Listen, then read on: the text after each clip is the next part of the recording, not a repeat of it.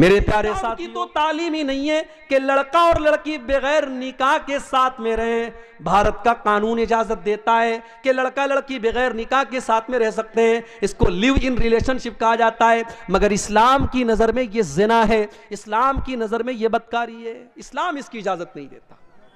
अरे इस्लाम तो इस बात की भी इजाजत नहीं देता कि निकाह के टाइम आपके दिल में यह मकसद हो कि मेरा मकसद सिर्फ अपनी सेक्सुअल डिजायर्स को पूरा करना है, अपनी जिस्मानी ख्वाहिशात को पूरा करना है। अगर सिर्फ ख्वाहिश को पूरा करने के लिए आप निकाह कर रहे हैं तो माफ कीजिए, निकाह का यह मकसद नहीं है। अल्लाह ने कुरान में फरमाया मुहसिनीना गैर मुसाफिहीना, निकाह का मकसद घर बसाना है। आप घर बसाने के लिए निकाह कर रहे हैं, उस लड़की को आप घर में ला रहे हैं ताकि एक नया परिवार बसाएं, एक नया घर बनाएं। तो जहेज की इस रस्म की वजह से भी आज समाज में बड़ी बुराइयां हो रही।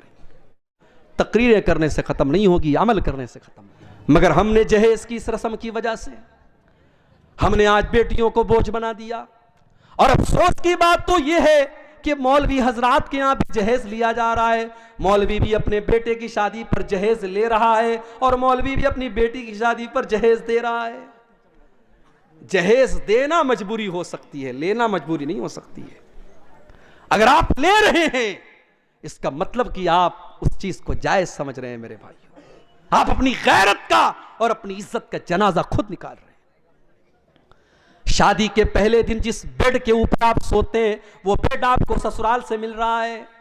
जो शेरवानी पहन करके आप निकाह पढ़ रहे हैं वो शेरवानी भी ससुराल के पैसे से मिल रही है।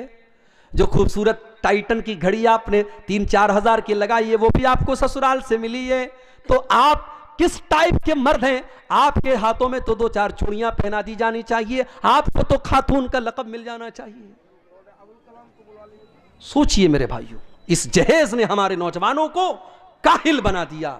मैं कहता हूं मेरे नौजवान साथियों, तुम अगर ये तय कर लो अपनी कमाई से अगर बेहतरीन बेड ना हुआ, एक मामूली बिस्तर पर और एक मामूली चटाई पर अपनी बीवी के साथ हम गुजार लेंगे। जब अल्लाह ताकत दे देगा हम मसेरी का इंतजाम कर लेंगे। अगर तुम ये सोच लो ठीक है हमारे घर में फ्रिज नहीं आएगा, जब अल्लाह तौफीक देगा हम फ्रिज खरीद लेंगे, तब तक हम घड़े के ठंडे पानी से काम चला लेंगे। ठीक है हमारे घर में बाइक नहीं है, हम साइकिल की सवारी कर लेंगे, जब अल्लाह ताकत देगा हम 4 व्हीलर ले लेंगे। ये मिजाज बना लो, ये ज़हन बना लो, अल्लाह की कसम अल्लाह आपको बरकत देगा।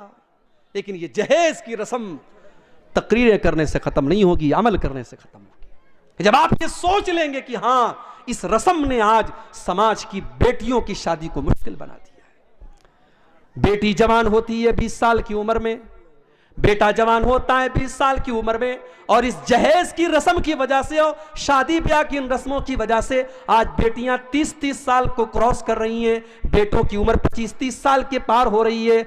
इतनी उम्र होने के बाद उनकी शादी हो रही है। मेरे भाइयों, इतनी उम्र तक अगर उनसे कोई गुनाह हो जाए तो उसका जिम्मेदार कौन होगा?